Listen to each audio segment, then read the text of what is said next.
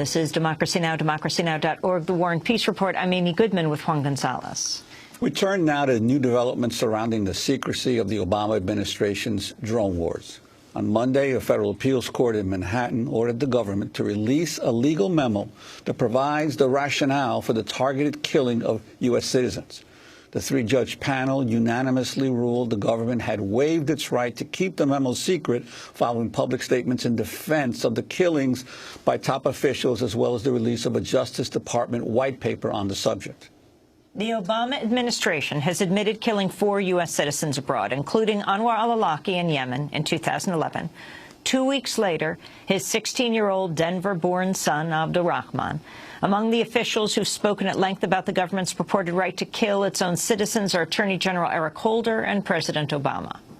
But when a U.S. citizen goes abroad to wage war against America and is actively plotting to kill U.S. citizens, and when neither the United States nor our partners are in a position to capture him before he carries out a plot, his citizenship should no more serve as a shield than a sniper shooting down on an innocent crowd should be protected from a SWAT team.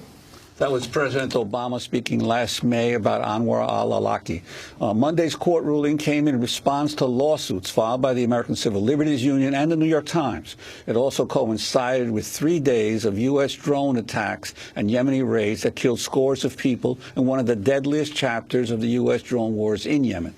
According to Yemeni government figures, at least 40 people and as many as 55 were killed in what the Bureau of Investigative Journalism called the bloodiest spate of strikes since March of 2012. While the Yemeni government said the victims were militants, at least 3 civilians are among the dead. At the White House on Monday, Press Secretary Jay Carney refused to provide details, referring questions to Yemen. In statements to the press, the Yemeni government has confirmed that airstrikes were carried out this weekend against al-Qaeda militants in remote training camps and in a convoy. According to the Yemenis, these individuals were planning to target civilian and military facilities in al-Baida and elsewhere. Now, I can't speak to specific operations, but we have a strong collaborative relationship, as you know, with the Yemeni government and work together on various initiatives to counter the shared threat we face from AQAP. That's White House Press Secretary Jay Carney. For more on the latest strikes and the court's order to release the memo on targeted killings, we're joined here in New York by Hina Shamsi. She's director of the National Security Project, the American Civil Liberties Union. Welcome to Democracy Now! How significant is this federal court ruling, Hina? Thank you, Amy. This is a very significant federal court ruling because it is the first time that a court has ordered the government to disclose a memo it has wanted to keep secret. The memo lays out the government's legal justification, constitutional analysis for killing a U.S. citizen, even when he is far from a traditional battlefield. How do you know it exists?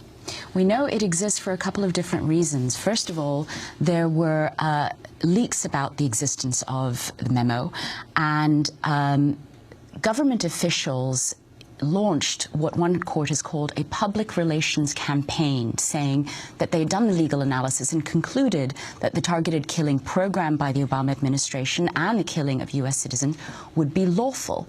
And this is what is a big deal about the court's decision. So on the one hand, you have a PR campaign by some of the highest officials in our land saying, targeted killing program, killing of U.S. citizens, lawful, effective, wise.